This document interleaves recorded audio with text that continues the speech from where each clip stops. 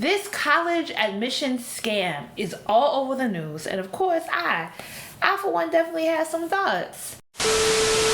Huge scandal rocking the news cycle today, and it has to do with higher education, right? So Donald Trump is not involved.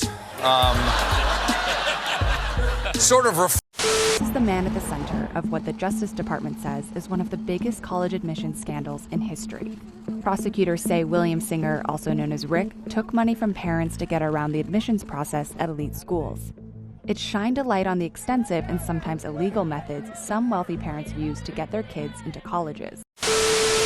Okay, so every black person in America has been rolling their eyes at this news. Any of us who have been through or attended a PWI or Ivy League institution have long known that the lie we are told as black children, that we have to be twice as good to get anywhere, well, I mean, do we firmly know? I think we knew it was some BS. But I hope we now are coming to a better understanding that this is a lie built on white supremacy, a racist ideology that benefits wealthy white people.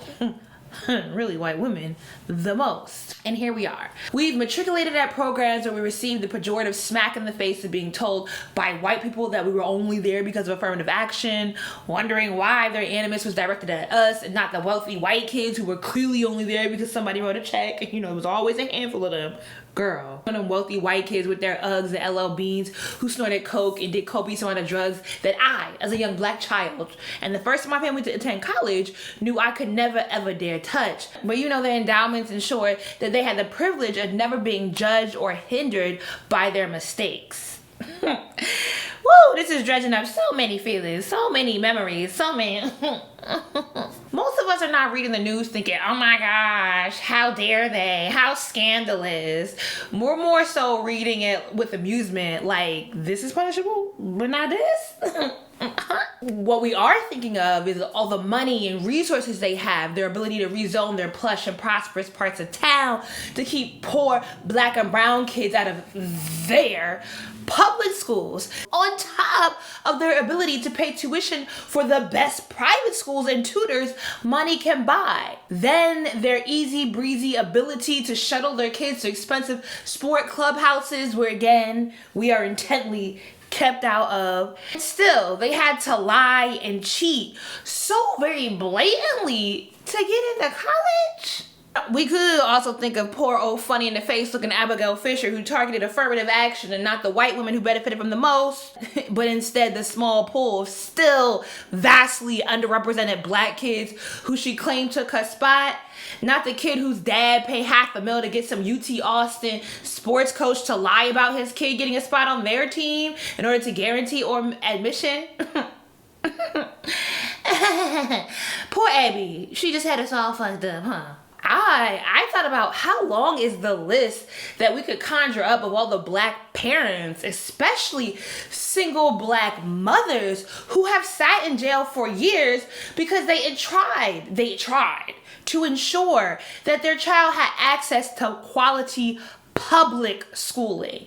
I'm talking about women who falsified their address to give their children a chance. Because let's not act like education in a vacuum is going to solve all our issues, girl. Clearly, this is highlighting how it will not. That they were trying to give their child a chance that their wealthy white neighbors purposefully upheld barriers to. And this is all part of the constant battle that is employed against black American families. Like, do you know, how long that list is before we even get to the fact that black folks just be sitting in jail for the pettiest of nonviolent crimes ever? They effectively serving time for things that they should not be in prison for because essentially they're in prison for being poor. What's most incredulous is how this $25 million scam even came to be known. Somebody's white ass wealthy hedge fund working daddy was caught up with the FBI in a security fraud case. So then old boy conjured all that petty white boy BS, Michael Cohen, Paul Manafort, the orange popsicle himself, and Tekashi 69, all of that time to snitch out his particular ring of a school admissions swindling that he himself, I mean, did he participate in it? Or was he claiming that someone had approached him about it, girl? Whatever the security fraud case involved for Maury Tobin, that's old white boy name, whatever the consequences of it, it had to look far worse than whatever repercussions he felt was gonna come from dismantling a wing of a system that we all know has long existed. Like, that's part of like the part of my bemusement with the whole situation. It's like, this is not new. We know that white people, wealthy white people, have had the ability to pay to get their children into school. What is interesting though is, one, well, all the means that they had because of what their wealth provided, that they would then do something that's just so on the nose ridiculous. Because what were you doing for the past 18 years of your child's life? Huh? But then to add some of the fascination to this case, I'm gonna give a bit of a sigh here. I will say that I think it is slightly, ever so slightly, unfair the amount of focus that has been put on the two women actresses involved in the case. Though I understand that their names are notable, but Olivia Jade, sis, the daughter of Lori Loughlin. How you say Aunt Becky name, girl? Aunt Becky from Full House.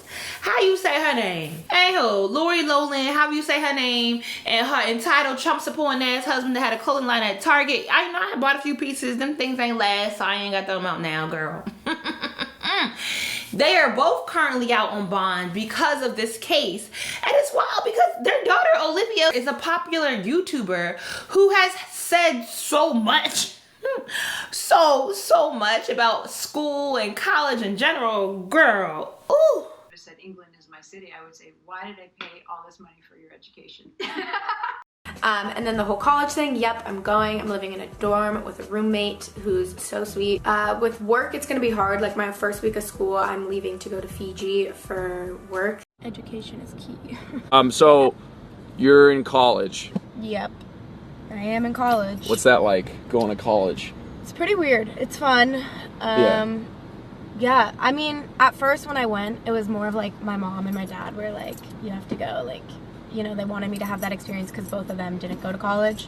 Doing things in college gives you a whole new perspective. Totally. And it showcases a life that a lot of people out there are living right now. I know, it's like the coolest thing getting DMs from girls like, I'm applying to college right now, like, what did you do? All this stuff. It's fun, so. You know what I don't ever do? I never push my kids to. I always say do the best you can.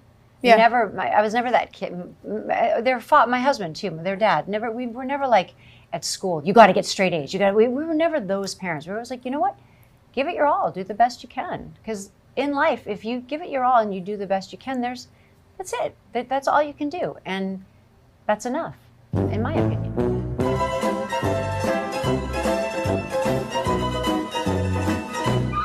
I don't know how much of school I'm going to attend, but I'm going to go in and talk to my deans and everyone and hope that I can try and balance it all.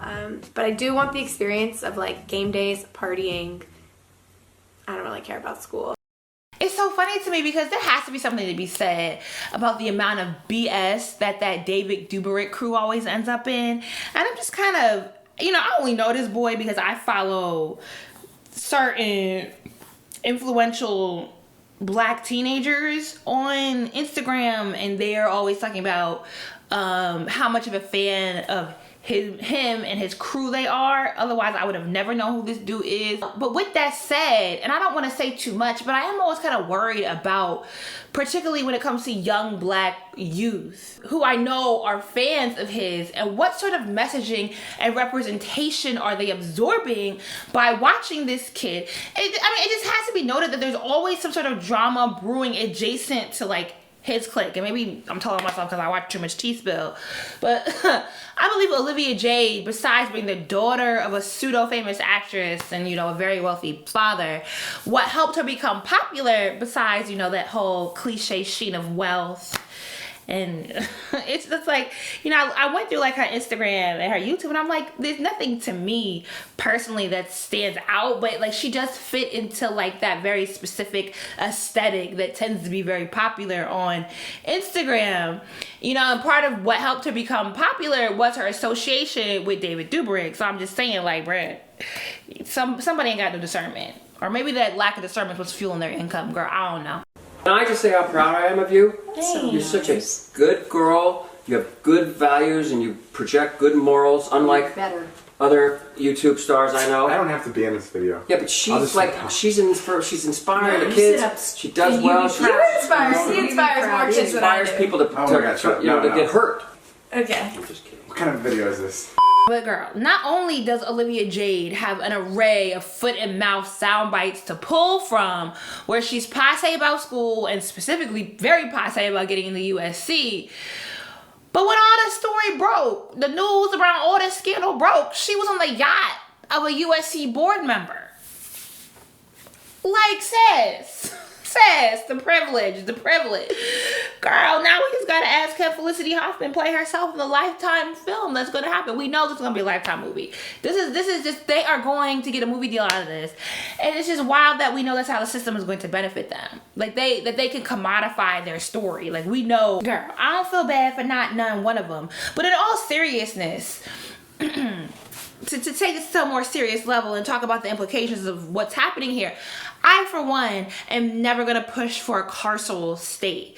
I half know that these folks already aren't really going to see any jail time, but regardless, that's not what I'm going to advocate for, because that sets a terrible precedent for the Black mothers and parents who take the technically illegal maneuvers to gain access to quality public. I want to stress to you that the way that parents have to go about, because foundationally this country is just built on racism and white supremacy, and it filters down, the systematic racism filters down in so many ways. Institutionalized racism. That's the word I was thinking of. The institutionalized racism, it's just the way it springs out. It's just wild. And I really, really want to impart that we need to advocate for the Black mothers who have been penalized, who have been wrongly caught in the criminal justice system. Partially because the American education system sells this lie of a meritocracy that does not exist. Because of the institutionalized racism that allows wealthy neighborhoods to zone out their public schools and to keep other public schools underfunded. The system is a whole mess. A meritocracy is essentially a society that's built on people being able to elevate their class status through education and or skill. In that the ruling class is supposedly the highly skilled and highly educated. And there's so many ways within American and overall Western society, and especially, you know, because this is becoming my favorite, like saying, capitalism is all going to capitalize, that we have absorbed this messaging where we believe that education, that we can tackle education in this vacuum, right? And that education is somehow singularly going to be able to rise economically disadvantaged, and particularly Black Americans, that it will rise the bulk of that community up in economic class standing. And it's just, whoo, that is so far from the truth, bruh. You know, I believe like last year, This American Life, the podcast, did a 3-episode series looking at the way that how we approach like education, and believing that education will be like the tool for success, or getting someone out of like their state of oppression, essentially, like out of poverty. And they followed like a young Latino man in Southern California. And I think in the end of like the 3 episodes, it was pretty much noted that like there are all these other structural issues, that you can't just put someone in a good school and then not give their parents access to quality jobs. It's not even just jobs. Right? We have all this data coming out about the lowest unemployment rate, yada, yada, yada. But like, if the most of your community is employed at Walmart, equity isn't happening there, right? Like that's not promoting a quality of life, right? It's more to say when people can get paid a living wage, when people are having jobs that give them health insurance, you know, all these other things that compound an already disadvantaged situation.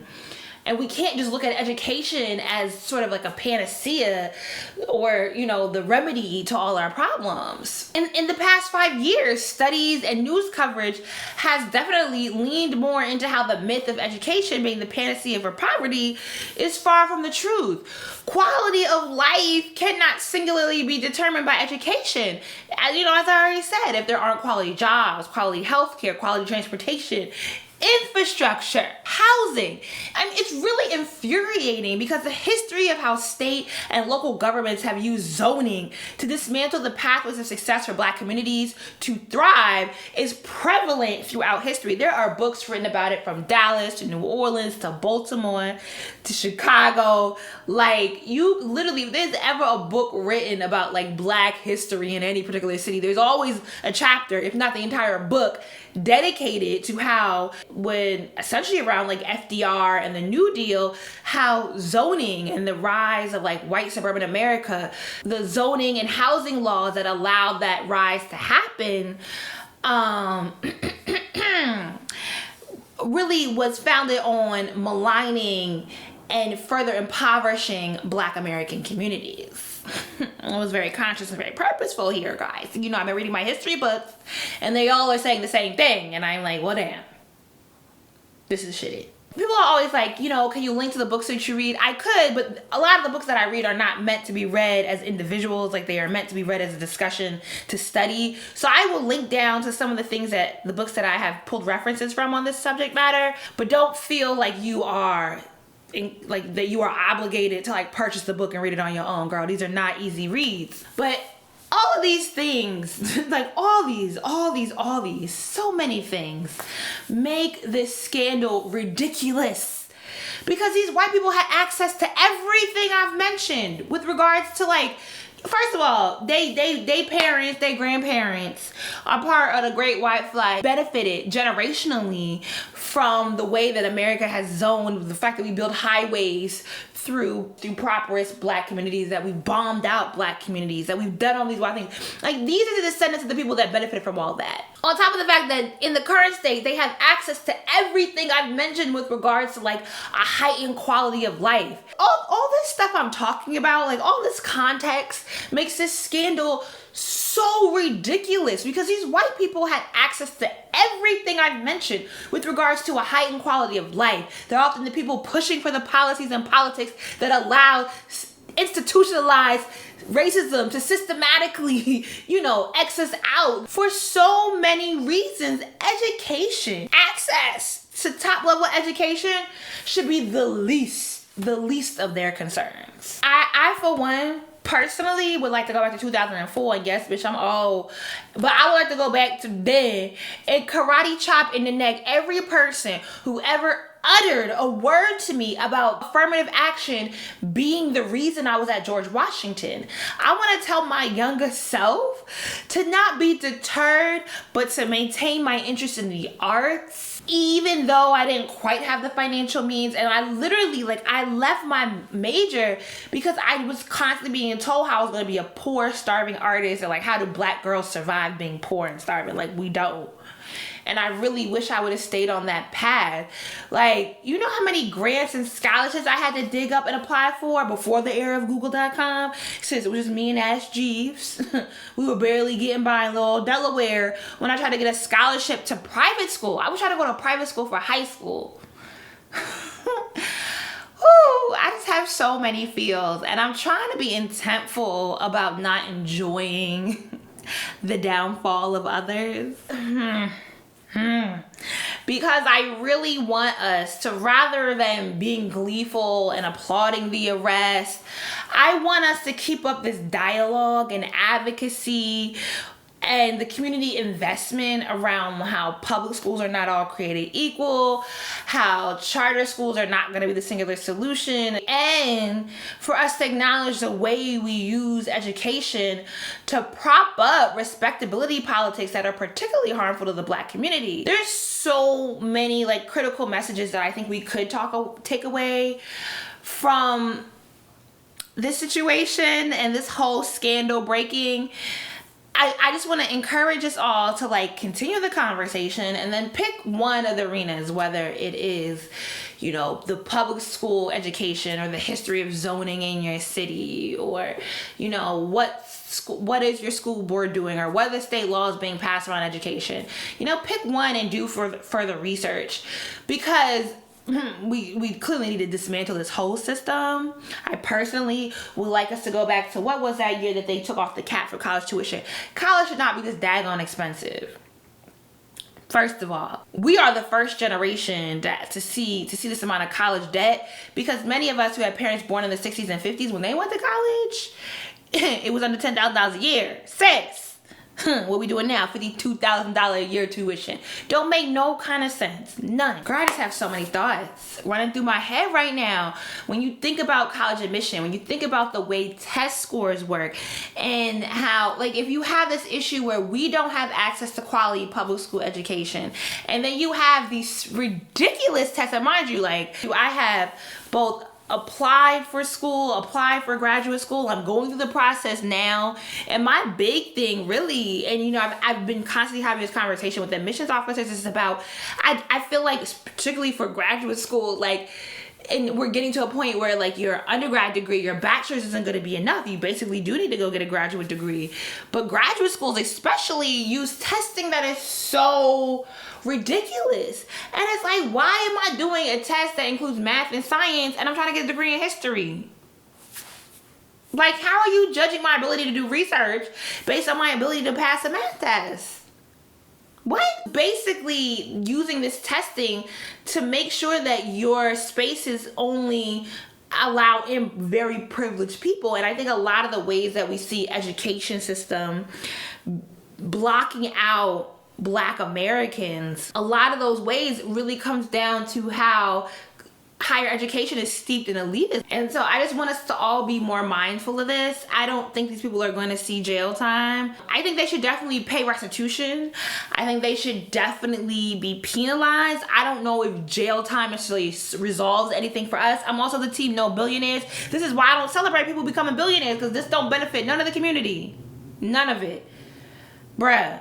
But I think there are different ways outside of the criminal justice system and going to prison that we could find beneficial, productive, and proper restitution from the people caught up in this scandal. But whew, let me know in the comments down below how you feeling about this. What are your thoughts? Maybe we might have to come back and have another discussion on the Pop Snark about this, because this is all kinds of messed up. And I have a whole video about my college experience. You know, I went to college during the years of the second George Bush. What was this? I went to college during the years of the second George Bush. And so I didn't really enjoy my college experience. It was, well, the video is titled "My College Experience Was Trash."